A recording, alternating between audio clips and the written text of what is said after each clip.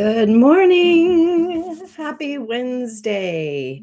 It is just shortly before 9 on Wednesday, April 15th, tax day for the majority of the United States. I realize I haven't turned on my light. I'm going to get up for just a moment and go turn on my light so you can see me. There we go. Now you can see me. Cindy Thompson, welcome to the Creative Connection podcast.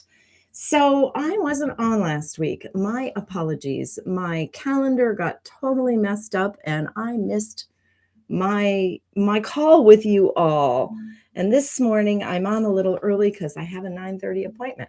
So I hope that you have had a pleasant couple of weeks. You know, I just finished listening to an interview I did on a friend's podcast. And it led to what I want to talk about today, and that is creating your path. You know, my friend's podcast is called My Childhood Suitcase, and every episode she is unpacking something. And I was struck by what came up for me in listening to my own story. And I'm not sure if you have ever listened back on your own story and how that feels. For a moment in time, I heard my mother's voice in my voice, which had me reflecting on my ancestors, which, as another one of my fellow, she's not a podcaster. She gets up every morning or sometime later in the day. She shares a 5-minute story, and she's been doing this since COVID, and that's Dr. Bertice Berry. And this morning's was about ancestors' dreams, the dreams of her ancestors. And as I was considering that in listening to my interview with Cindy Chen, I realized that how we choose to live, we sometimes don't choose to live. Let me see if I can explain that and how that relates to the creative connection. You know, when I began this podcast last July, I did it for 2 reasons. One, I knew I needed to be more visible in the world. And I enjoy being a storyteller of sorts. I've not always enjoyed sharing my story, but I've enjoyed being on a stage and sharing a story. Sometimes as an actor, sometimes as a trainer, sometimes as a facilitator. I've enjoyed that. But what I haven't always enjoyed is sharing my own story, because in sharing our stories, we become vulnerable to the world.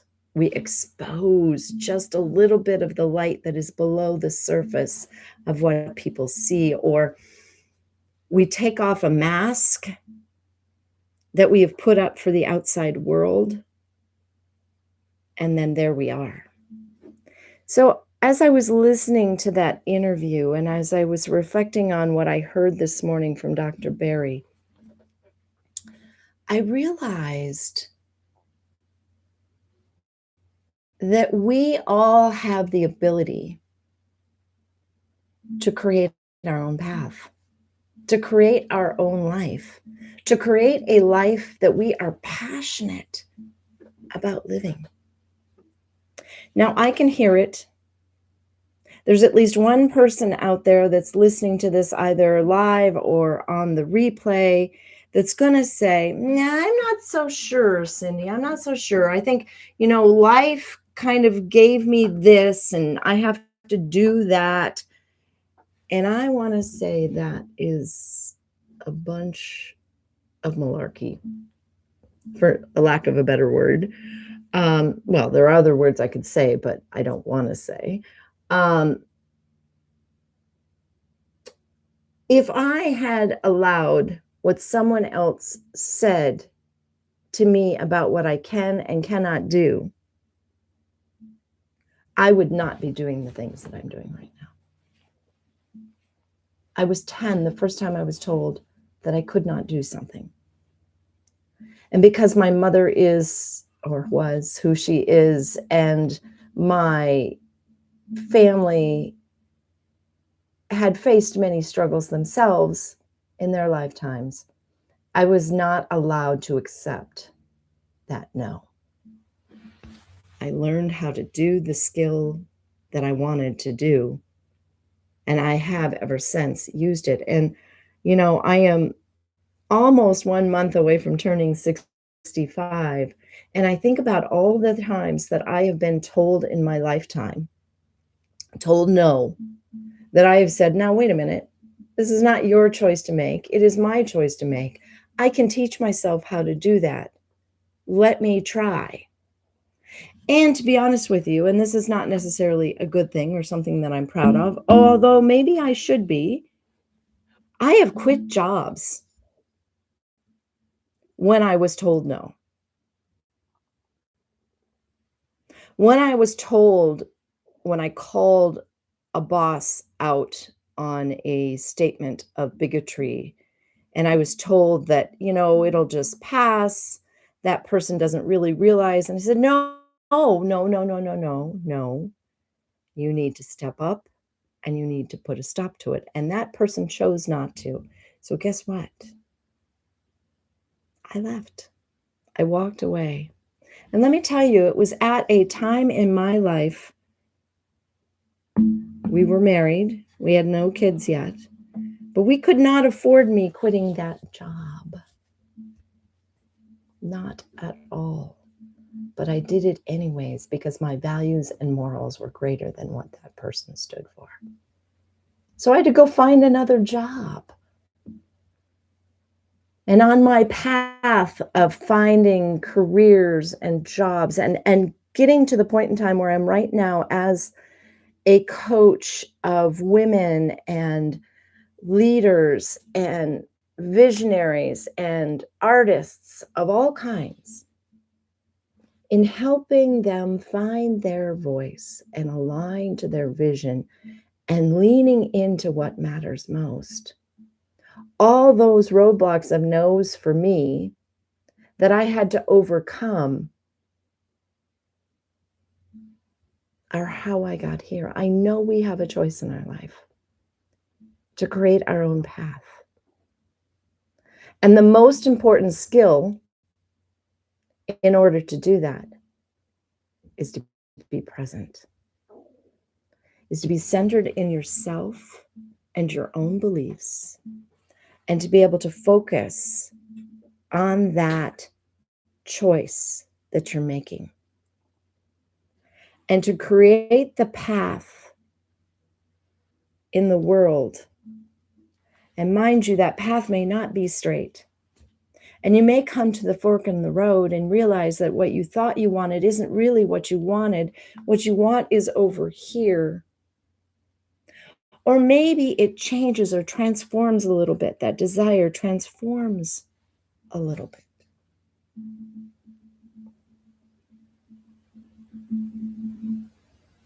It all starts with being present in our own life. I've used that word a couple of times in recent days, and one person said to me, "Explain to me the idea of presence. What does that mean?" Great question, right? What does that mean? That means when you show up, you are all in. You are there to listen. You are there to observe. You are there to think through things before you respond. You are there to share equally with others. Being present is also about being present for ourselves and listening.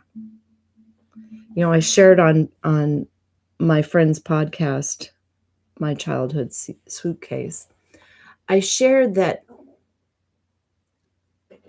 listening to our intuition is key. That small, still voice that you have inside of you that says, maybe I should try that. Or, this doesn't feel right. Or, I should ask for what I want. I find that in the coaching work that I do, there are many times, and I'm going to say 50%. I'm just going to draw a line in the sand. It's somewhere probably above 50%, but about 50% of the time,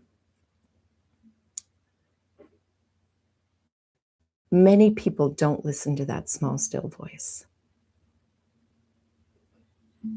And they make choices that are based on what other people think and feel that they should do, not on what they want to do.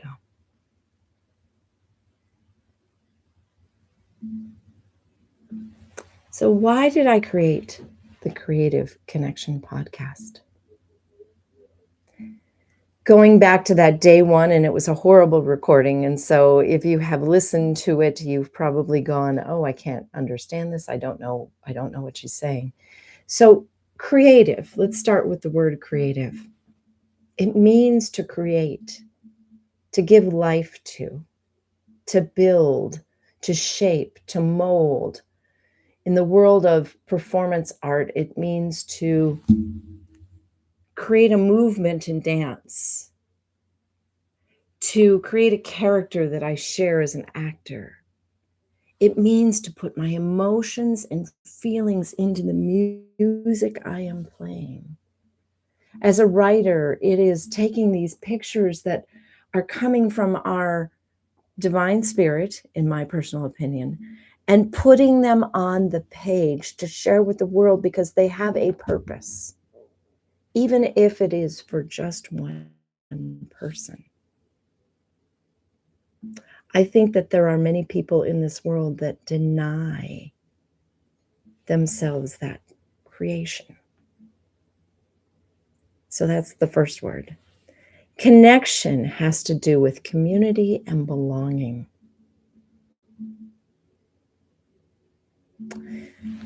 Somewhere around 2020, we began to become quite isolated from one another. And even here, 6 years later, there are still many people that have fear of being out in the world because why not? I can do it right here. I can connect to people on the internet. I can listen to their stories on YouTube or on Spotify or on Castbox or on you name it. I can listen to it there. I don't need to go out in the world. However, it's not the same. In the last year, I've interviewed a couple of people on my podcast that I had not met before I interviewed them like this. And I had the pleasure of meeting one in person on Monday of this week and giving her a hug and got this beautiful email from her yesterday, and I will respond to it today, about how nice it was to actually get to physically meet you and hug you. And I said that verbally to her at the time. And she had this gorgeous, gorgeous cape on. That you cannot exchange that physical touch, which is actually great for your stress hormones. It reduces your stress hormones to be physically connected to another person. Doing a hug releases endorphins, allows you to feel good. And if you are not allowing yourself that connection with another person, you may actually be harming your health. I have learned in the last, I want to say 3 months or so, in doing some work in learning about AI and this giant that's growing around us, that the trust factor is decreasing. When people see people on the internet, they wonder, is that really them, or is that an AI interpretation of them? And in the industry where I work with a lot of my clients who are in the film and television industry, they're a little fearful that they could be copied and exposed, but not them, and then not get paid for it. So live events are becoming more and more important so that that trust factor rises.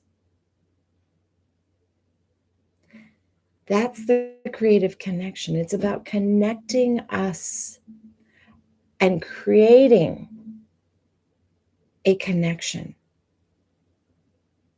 to others in communities so that we feel like we belong. But it all starts with us. It all starts with how we feel about showing up. Do we get all out of sorts? Do we shrink? Do we explode on people? Or do we diffuse and become a part of the crowd? How do you show up? Is it a good representation of who you are as a person?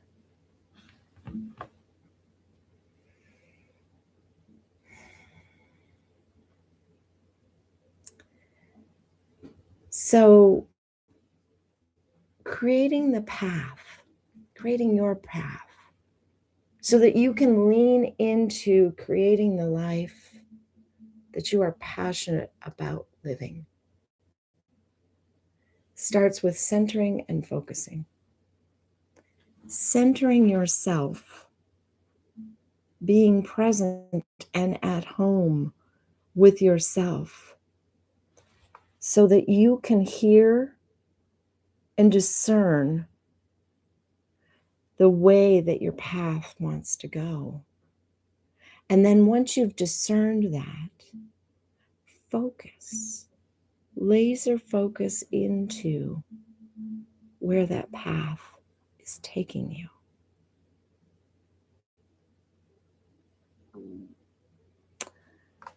That is why I am offering Center and Focus.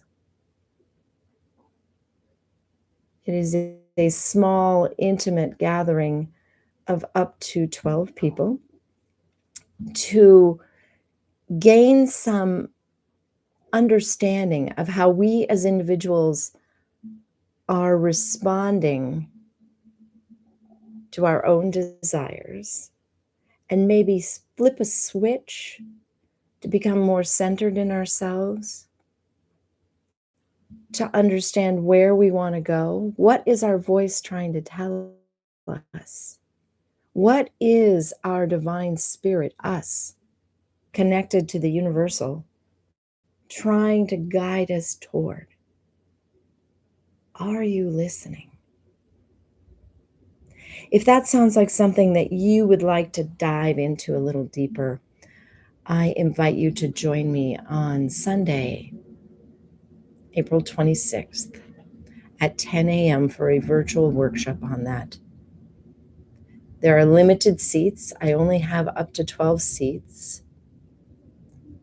There is a nominal cost for that, but part of that is I am going to be giving you some great skills to walk away with that are valued at way more than I am charging for that workshop. I hope you'll consider at least clicking on the link that you'll find in the show notes to find out more about it and find out if this is something that you need. What is it that you need in order to create the life that you are passionate about living? I intend over the course of the next week to do more about this on my reflections, my writings that I do after the podcast, on my newsletter, on LinkedIn. And I have a couple of other things coming up in the next couple of months that I'll be sharing with you. I am so glad that you showed up today and that you find this helpful, and if you don't, then please send me a note. You can find my contact information on my website, which is cindythompson.net. Let me know what you'd like to hear more about. Next week, I do have a guest. I'm interviewing her this Friday, in fact, Lorraine Keeling. She is someone that I had intended on having as a guest in March, but because of scheduling and health issues, unfortunately, we missed our opportunities. And so we have finally found a time to reschedule. She is in the UK, so I am interviewing her um, later in the day. I will be recording it and posting that next week. As always, I wish you many blessings and I hope that you have a fantastic week. Don't hesitate to reach out, follow and like and subscribe if this is something that you've enjoyed, and I will see you soon.